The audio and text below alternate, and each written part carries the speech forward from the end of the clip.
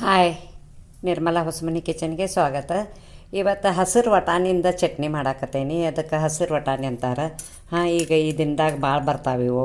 ಬಾಂಬೆ ವಟಾಣಿನೂ ಅಂತಾರೆ, ಹಸಿರು ವಟಾಣಿನೂ ಅಂತಾರೆ. ಇದು ಹಸಿರು ವಟಾಣಿ. ಇವನ್ನ ಸುಲಿದ ಸ್ವಚ್ಛಗೆ ತೊಳೆದು ಇಟ್ಕೊಂಡೇನಿ. ಇದ್ರಾಗ ಹುಳ ಅದು ಇರ್ತಾವೆ ಉದ್ದನ್ನು ಒಳಗೆ ನೋಡಿ ಖಾರ ನೀವು ಸ್ವಚ್ಛ ಮಾಡಿ ತೊಳೆದು ಇಟ್ಕೊಂಡು ಮಾಡಬೇಕು ಚಟ್ನಿ. ಯಾವಾಗೂ ನಾ ಮಾಡಿ ಇಟ್ಕೊಂಡೇನಿ. ಅದಕ್ಕೆ ಏನೇನು ಸಾಮಗ್ರಿಗಳು ಬೇಕನ್ನೋದು ಹೇಳ್ತೀನಿ.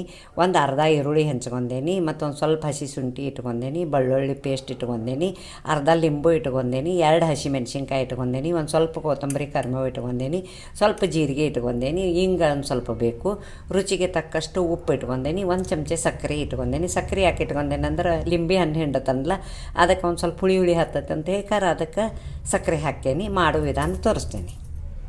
ಮಾಡೋ ವಿಧಾನ ಹೇಳ್ತಾನಂತ ಹೇಳೇನಿ ನಿಮಗೆ. ಇಲ್ಲೇ 1 ಚಮಚೆ ಎಣ್ಣೆ ಹಾಕಿಟ್ಕೊಂಡೇನಿ. ಅಡುಗೆ ಚಮಚೆಯಲ್ಲೇ ಒಂದಿಷ್ಟು ಚಮಚೆಯಲ್ಲೇ ಎಣ್ಣೆ ಹಾಕಿಟ್ಕೊಂಡೇನಿ. ಈಗ ಏನು ಮಾಡ್ತಾನಂದ್ರೆ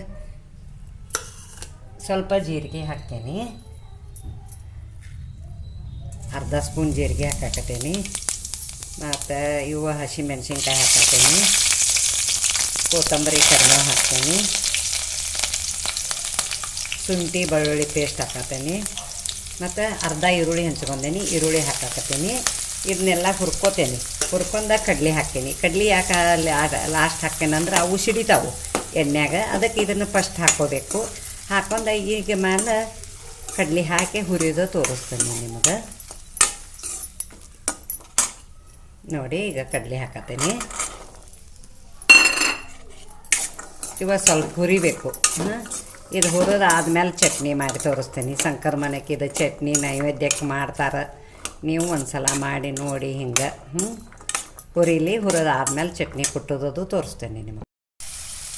ನೋಡಿ ಹೆಂಗೆ ಹುರಿದಾವೆಲ್ಲ, ಎಷ್ಟು ಚಂದ ಹುರಿದಾವೆ. ಮತ್ತು ಈಗ ಇದಕ್ಕೆ ಏನು ಮಾಡ್ತಾನಂದ್ರೆ ಸ್ವಲ್ಪ ಹಿಂಗೆ ಹಾಕ್ತೇನೆ.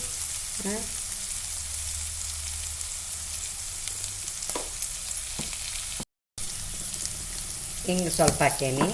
ಚಾಕಕ್ಕೂ ಸಕ್ಕರೆ ಹಾಕತ್ತೇನೆ. ಉಪ್ಪು ಕೈಲೇನ ಹಾಕೀನಿ. ಒಂದು ಸ್ವಲ್ಪ ಹಾಕಬೇಕು. ಉಪ್ಪು ಹೆಚ್ಚಾತಂದ್ರೆ ರುಚಿ ಹತ್ತಂಗಿಲ್ಲದ. ಉಪ್ಪು ಒಂದು ಸ್ವಲ್ಪ ಕಮ್ಮಿನ ಹಾಕಬೇಕು. ಇದಕ್ಕೆ ಬಟಗಡ್ಲಿ ಕಾಳಕ್ಕೆ ಹಾಕೇನಿ ಉಪ್ಪನ್ನು.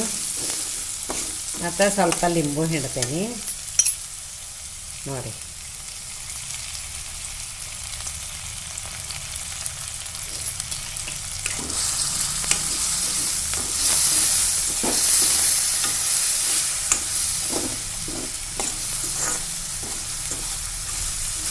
ನೋಡಿ ಕಡ್ಲೆ ಎಷ್ಟು ಚಂದ ಹುರಿದಾವೆ.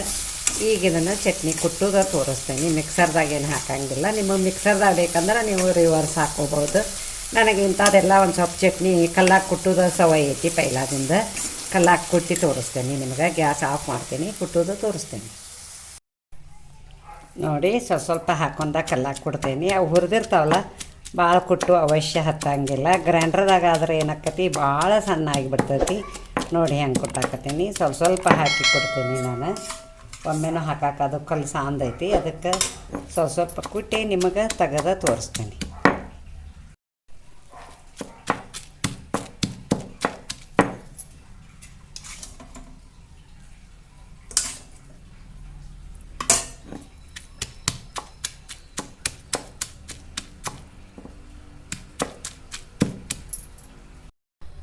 ನೋಡಿ, ಕಡ್ಲಿ ಚಟ್ನಿ ಎಷ್ಟು ಚೆಂದಾಗೈತಿ. ಬಾಯಾಗ ಒಂದು ಸ್ವಲ್ಪ ಮದಾದು ಏನೂ ಆಗಿಲ್ಲ.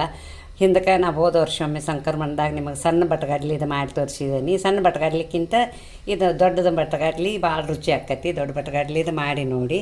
ಸ್ವಲ್ಪ ಅಲಂಕಾರಕ್ಕೆ ಹಂಗೆ ಒಂದು ಸ್ವಲ್ಪ ಹಸಿ ಕೊಬ್ಬರಿ ಅಡಿಗೆ ಹೆರ್ಚ್ಕೊಂಡಿನಿ. ಹಂಗೆ ಒಂದು ಸ್ವಲ್ಪ ಇಟ್ಟೇನಿ. ನಿಮಗೆ ಬೇಕಂದ್ರೆ ಇಟ್ಕೊಳ್ಳಿ, ಬೇಡಾದ್ರೆ ಇಲ್ಲ.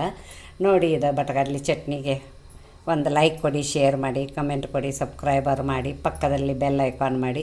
Thank you.